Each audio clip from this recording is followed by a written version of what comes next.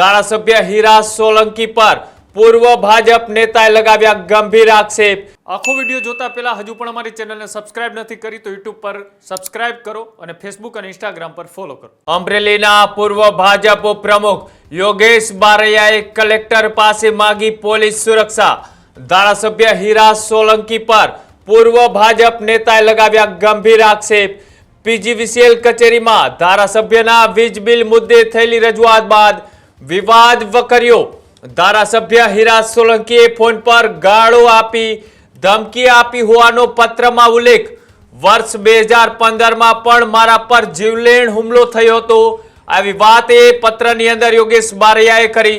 સાથે જ મુંબઈથી આવેલા 20 જેટલા અજાણ્યા શખ્સોને લઈ પણ તપાસની છે તે માંગ કરવામાં આવી। મારા કે મારા પરિવાર પર હુમલો થશે તો જવાબદારી ધારાસભ્યની રહેશે, આવી વાત પત્રમાં યોગેશ બારૈયાએ જણાવી। સાથે જ સુરક્ષા માટે તાત્કાલિક ધોરણે 24 કલાક ગનમેન ફાળવવા કલેક્ટરને છે તેઓએ વિનંતી કરી। સાથે જ જાફરાબાદમાં ધારાસભ્ય અને પૂર્વ ઉપપ્રમુખ વચ્ચેના જંગથી અમરેલી જિલ્લાનું રાજકારણ છે તે ગરમાયું છે।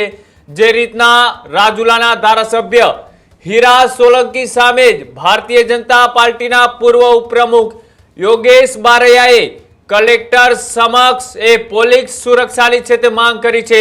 આ જે ઘટના છે તેમાં 2015નો પણ ઉલ્લેખ કરી અને લખ્યું છે કે મારા પર જીવલેણ હુમલો છે તે કરવામાં આવ્યો હતો।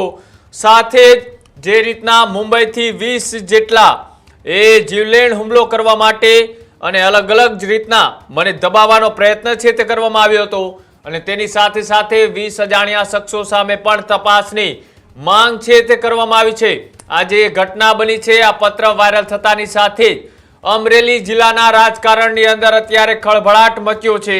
આજે આખી ઘટના છે તેમાં હીરા સોલંકીનો પણ પ્રતિક્રિયા લેવાનો અમે પ્રયત્ન કર્યો પણ હાલ તેઓનો ફોન સ્વિચ ઓફ છે। તો સામે યોગેશ બારૈયાનો પણ સંપર્ક કર્યો તો તેઓએ ફોન રિસીવ નથી કર્યો।